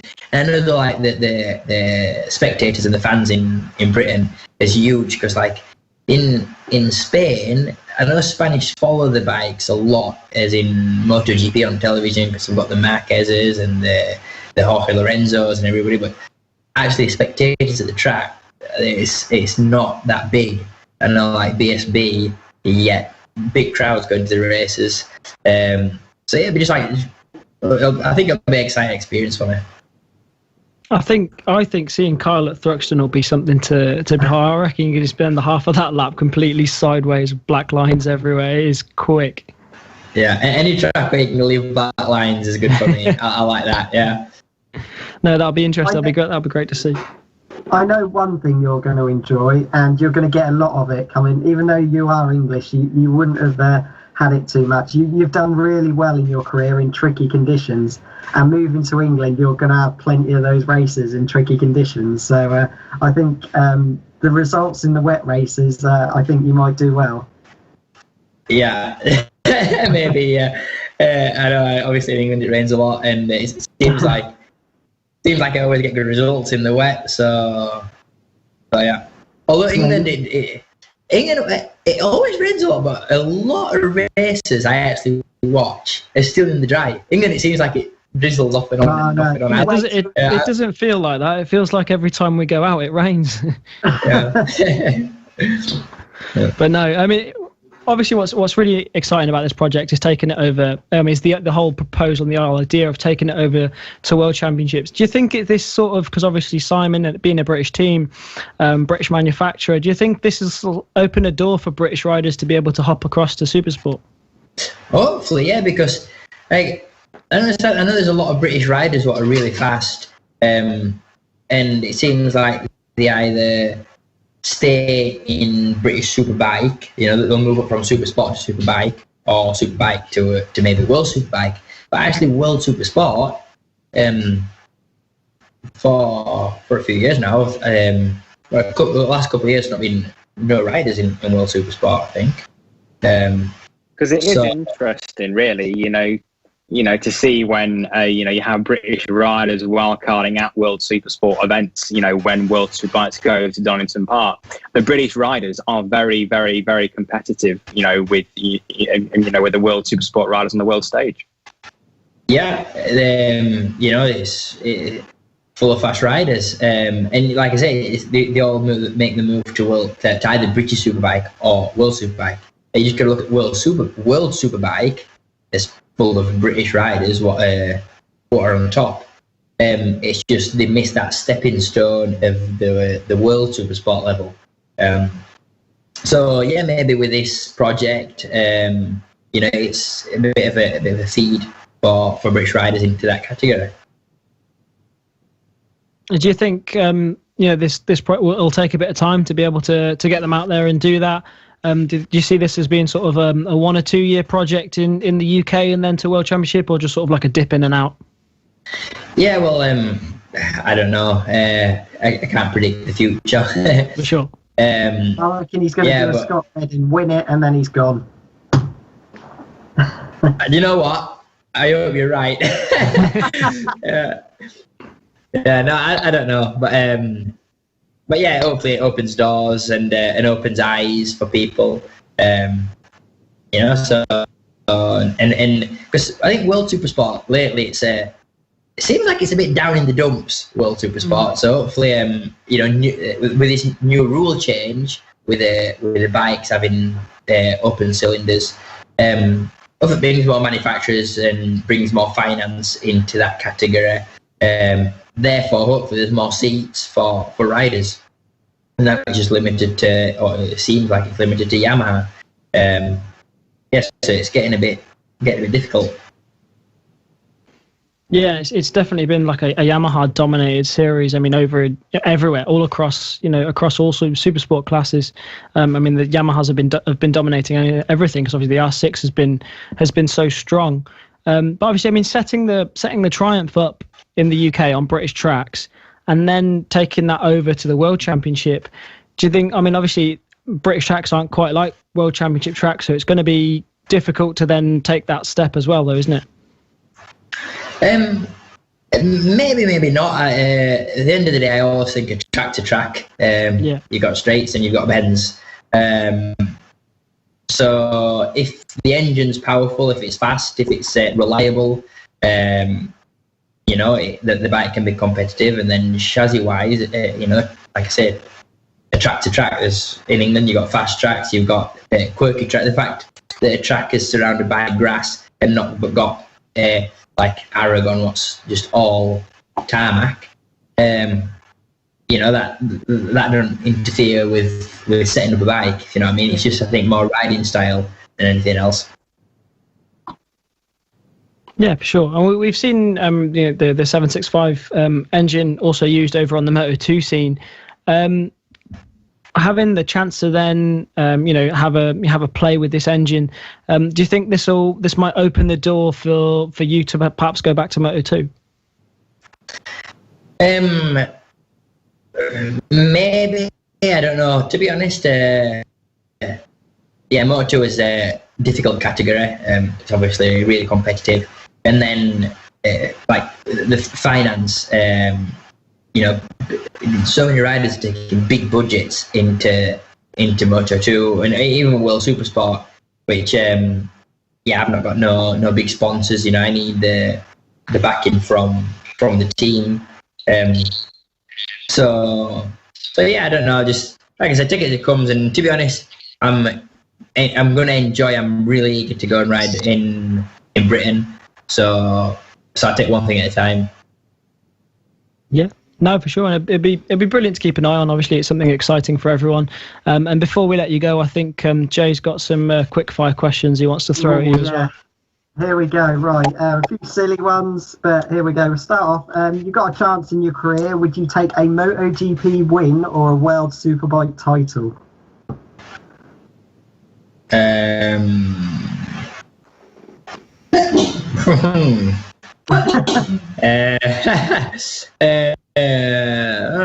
Maybe a World Superbike title. Cool. First one to choose one over a MotoGP win. Everyone so far has taken the MotoGP win with us. Okay. For training away from racing, what sort of things do you do? Especially when it's quite boring at the moment. You can't even get on a bike, can you? Yeah. Well, I'm doing some motocross, but I'm big into my rock climbing just now. So doing heaps of climbing, which is good for the upper body strength. And then just mountain biking, cycling, jogging. I live up in the hills in Spain. We've got pretty decent weather all year round, and I'm super active. I love the out. I love the outdoor sports. So I do just. One thing I do not do. I've not been to a gym in my life, but but I've got a little climbing club I go to. What we've got all pull-up bars and stuff. And so you don't do selfies in front of the mirror or anything like that, then? No, my wife's always on to me. Oh yeah, you need to get your social media. Like when I go cycling, take more stories on Instagram and stuff. But I'm a little bit. Okay. You said obviously you've never really lived over here in England. So when you come over here, where are you going to be living throughout the season? Yeah, well, I don't know. In a van somewhere, I guess, from track to track. No, I'm originally born and all my family live in Huddersfield, Yorkshire. So I've got my uncle. I was named after Jamie Whittam, so obviously you're very close to him. Yeah, pretty much similar town. Like my uncle Coddy, who was Whittam's very good friend.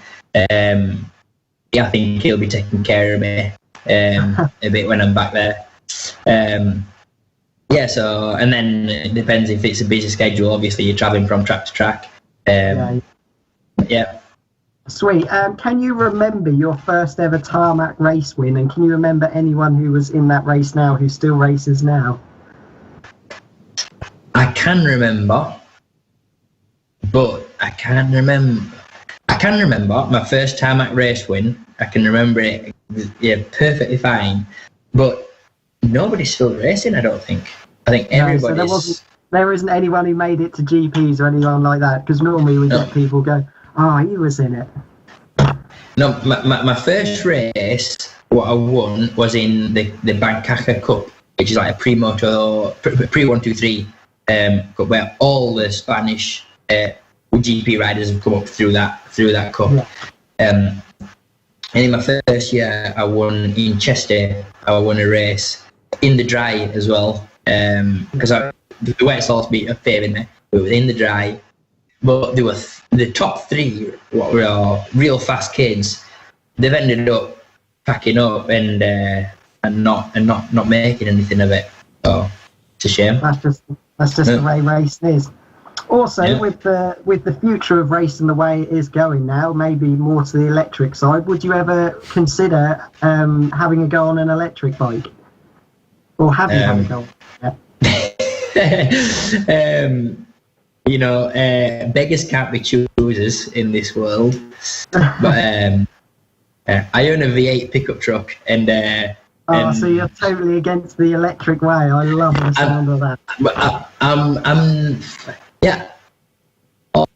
all this, I don't know, Greenpeace and all this stuff. I love going up in the hills, and I like keeping the world a clean, better place.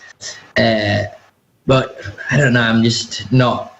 I don't get too fussed about stuff, and I think electric stuff has got a long way to go before it's as good as as a combustion. Yeah, well, engine. I hope so as well, because I don't think you can beat the sound of an engine around a racetrack. Yeah. I've got a V8 pickup to train. I've got a V8 pickup truck which I go to the motocross track in, and I've got a 07 CR250 two-stroke. I'm proper old school. Yeah. Yeah. So the electric stuff's it's not me just yet. No. Okay then. And the final one, and I think I would probably know your answer from this. I ask everyone. And actually, your new teammate said he wouldn't mind giving it a go. Would you ever consider doing the Isle of Man TT or the Northwest 200? I've been told that the Northwest, I should give it a go. Jeremy Williams says, "Oh yeah, you should give it a go. It's all good." Isle of Man. To be honest, I think it's something what it'd suit me, as in my riding style, because on many tracks I've not got many like braking markers and things. I sort of ride a lot of feel, and I like reading on fast flow. I ride some enduro stuff, all the fast flowy stuff. I really enjoy it. I think I'd massively enjoy it, but okay. Well, there you go. Because Brandon wants to do it, so I think the Dynavolt team need to get onto the TT in the next couple of years. I don't know, maybe not. I don't think my family would let me. Yeah. All right, cheers, Kyle, for that. I'll let Tristan see you out. Thank you for that. Cheers. Perfect. Well, thanks a lot for joining us. We wish you the best of luck for your 2021 season, and hopefully we'll have you on again soon. I wish we could have added you a bit longer because there's so many things that we could have dove into. But for sure we'll have you on again at some point mid-season. Thanks a lot for coming on. It is a massive help for all of us. All right. Cheers. Thanks. Cheers, Kyle. Thank you. Kyle. Join the conversation. Contact the show on Twitter, on Facebook, and on our website, Motorsport Radio.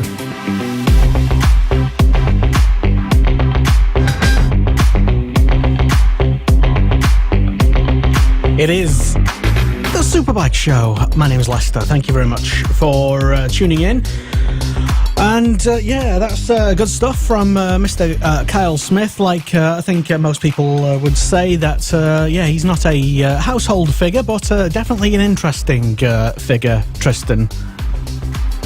Yeah, definitely, for sure. I mean, he had plenty of good stuff to say. He's always quite entertaining as Kyle. I'm looking forward to seeing him next season. I think, like Tristan says, his riding style is very entertaining, especially around Thruxton. Thruxton, there will be some sideways action going on there. I can guarantee you that already. Definitely. I think I'm even more looking forward to seeing him around Cadwell, to be honest with this. You were saying how good he is at slow start-stop circuits. I think Cadwell Park will be as well. I think we're going to see someone matching Josh Brooks over the mountain, I think. Interesting. Definitely. Just a programming note before we wind down for this week on the Superbike Show. Next Monday, or this coming Monday, we resume on our radio stream, on our 24/7 radio stream. The Breakfast Show is back. Yes. Yeah, I know you didn't know too much about what this is, but basically, ever since 2018, Kiko Giles and myself have been recording various bits of radio, as it is Motorsport Radio, of course, and it will play through the morning, Monday to Friday, 6 till 9 a.m. The Breakfast Show. Tune in. But how, Jay, I hear you ask, how do you tune in? Well, you can go to motorsport.radio or listen to any radio stream providers, apart from the biggest one. We're not on that one. But everywhere else, like Streamer, if you've got a Streamer app, if you've got... Spotify. We're not. That doesn't stream live radio, Jay. But yes, we are on Spotify for our podcasts, or you can just listen to the web stream on our website, motorsport.radio. If you go on there on your mobile, you can plug it in. If for those old-fashioned people who still have an aux cable out of their phone, take us with you on your way to work, or even throughout the day, if you're working from 6 till 9 a.m. It's packed full of loads of information about BSB, MotoGP and Formula One, and loads of quizzes and general entertainment, Tristan. Yeah, general entertainment. He loves it already. But yeah, check it out. The Superbike Show, the Breakfast Show on Motorsport Radio, beginning again on Monday, 6 a.m. till 9 a.m. with myself and Mr. Kiko Giles, but we don't mention him too much now that he works in Spain. Former host of this Superbike show, did you know, guys? He is. Yeah. You mentioned the controversial word, Lester, of Formula One. It's not controversial. Some people like Formula One. It's okay to like both, you know. It is. Jay okay. has a. I love. Jay loves it. You liar. You big liar. Jay definitely hasn't shown his hatred for it on air before. There's nothing wrong. There's a lot of people who like both. You're allowed to like MotoGP and Formula One. It is definitely allowed.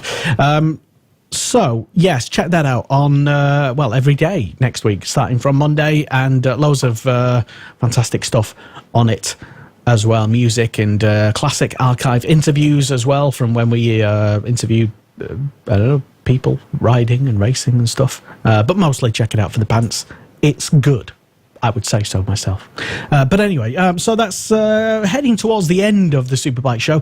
I've just been trying to check some comments, but the old Facebook is a bit slow tonight. But thank you to everyone who has chipped in on the comments or even tuned in live. I can't actually access it because of Facebook. It seems to be... I think the comments have been a bit spammed, apparently. Yeah. I don't know. We'll sort him out, take him out and duff him up. Won't we, Chris? Anyway, talking about you, Chris, what you got planned over the between now and the time when we start racing? Anyway, what are you doing motorsport related? Or what are you doing this year, in fact? Motorsport related up until we can get the green light to go racing. It'll just be, general preparations, for when I work in race direction throughout the year. For various clubs. And then this season, as it's the 25th anniversary for the British Superbike Championship and my 10th anniversary involved in motorsport, then my main focus is on British Superbikes, really. It may be controversial, but I'm going to try and dip into a bit of British touring cars. I have nothing against that, by the way. It's just Formula One that he doesn't like. No, it's just... Yeah, I agree. British touring cars, Formula One... So what will you be doing in BTCC then? Just marshalling, so marshalling trackside, hopefully my incident officer role there as well. The same as I do at British Superbikes. I just sort of thought, as it's my 10th year, it'd be nice to try a bit of 4 wheels rather than 2. Interesting. Okay, didn't necessarily see that one coming. I think you did mention it previously on your social media. Forgets everything. I've got a lot to remember, to be fair. Okay, so that's what you'll be doing. Tristan, what are you doing this year? I'll be racing on a motorcycle around tracks in the BSB. UK. Oh my God, you heard it here first. Yeah, in BSB, in stock 600, and that's as far as I'm going to go. Is it even stock 600 Please anymore? don't come visit me at Snetterton, Tristan. I'll try not to this year. I mean, last year, as much as I enjoyed the visit, it would have been much preferred after the race rather than during. Did we actually ask? Yeah, and that was far too much paperwork. Did we ever ask Keelan about... an incident? No. The time that you smashed into him at turn 2 at Snetterton last year? No, and the funny thing was, I mean, it was... I wouldn't put all the blame on myself, but the funny thing about it was, I did go into the back of Keelan, in all fairness, but the funny thing is that earlier in the weekend, he was actually helping me out with setup and a few problems we were having. And you repaid him like that. I returned the favour by, Well, luckily for you, anyway, the cameras didn't quite pick it up. I think they got the aftermath, the end of the incident, because you guys. Well, I was sort of on the tail end of it because there was a crash that happened at the front, and I sort of took Keelan and we had our own little crash. But I think it's because he slowed up to avoid that crash, and I went in quite hot-headed because I had a problem in qualifying. I was starting from the back of the grid, so I was trying to make up as many positions as I could in one corner, and I couldn't. wasn't quite in the position where I could have actually slowed down and avoided the crash, so I just sort of barreled into it. Sounds like excuses to me, Jay. So you'll be back doing as a pitback champion this year at Fab Racing, and also I think we talked about it last week on the show. You're doing hopefully some B&B as well, and the Free Tech series. Hello, Hudson. Yeah. I said last week it's going to be a mega busy year. Also helping Max as well in the stock 600s as well. So it's going to be a mega busy year. I'll be at every Fab round, trying to do as many free techs as possible, and maybe the odd B&B round. But yeah, I'll be at every Fab round as usual. Excellent with you stuff. guys, obviously. And Jay King, for those who don't know, now the official senior media officer of Fab Racing. So any, videos that need editing, you should mind the Jay about that. Yeah, I'm waiting for you on that one, Lester. And moving on to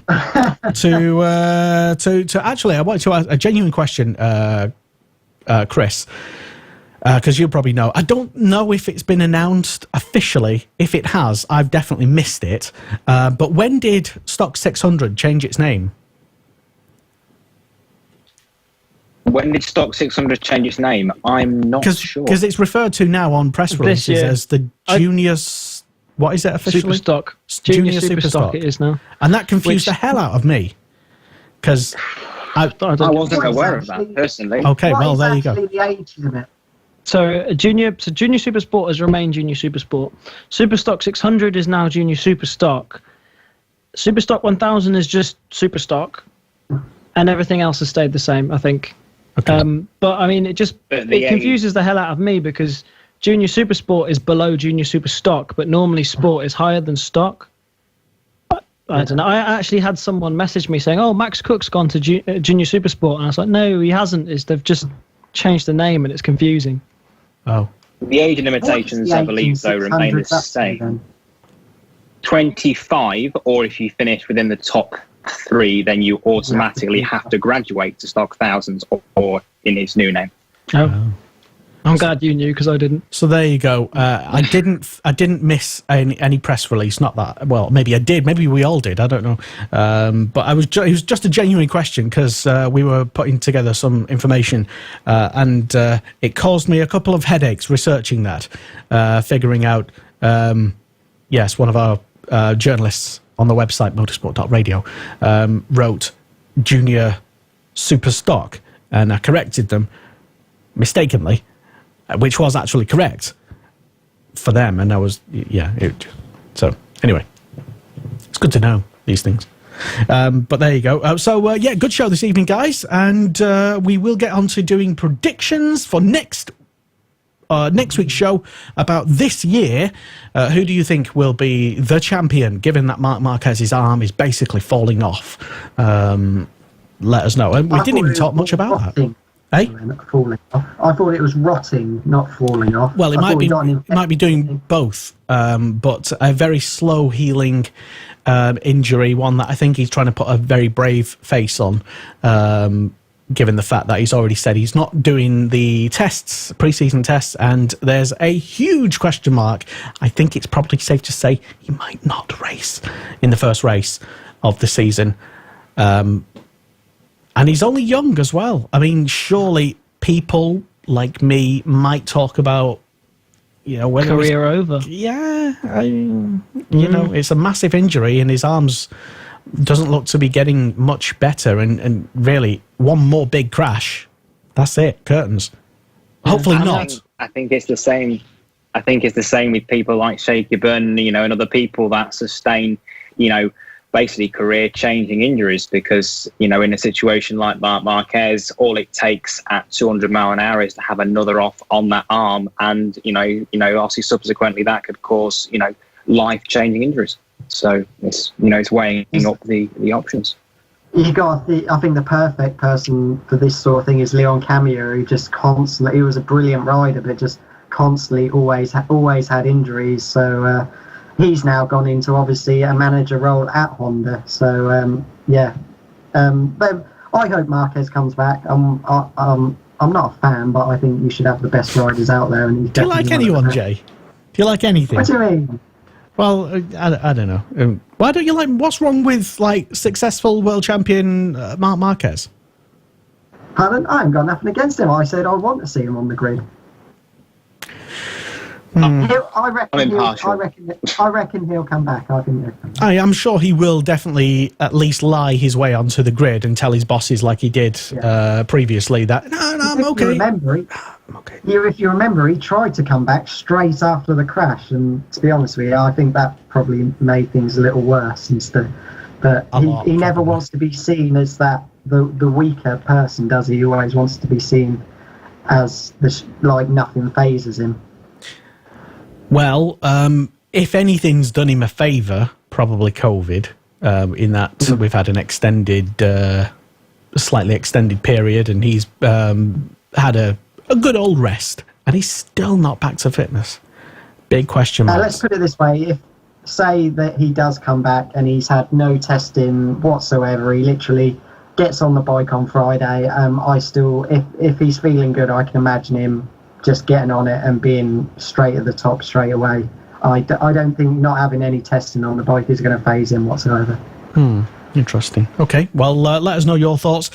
And maybe we'll delve more into that in next week's show. We've barely even touched on our big topic of conversation, although we did have like 20 minutes on it. World Superbikes looking at introducing BSB-style long lap penalty. Apparently it's going to be a thing for the future. But should they go one step further and take all of BSB's features and introduce a showdown? Would it make World Superbikes better? Let us know your thoughts. We've already had our conversation, but drop yours in the comments box below. Thank you very much for tuning in to another Superbike show from Tristan Finocchiaro, Christine Chamberlain and Jay King. Thank you very much, guys. Bye-bye. And Bye.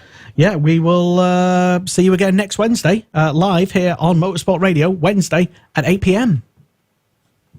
Conversation. Contact the show on Twitter, on Facebook, and on our website, Motorsport Radio.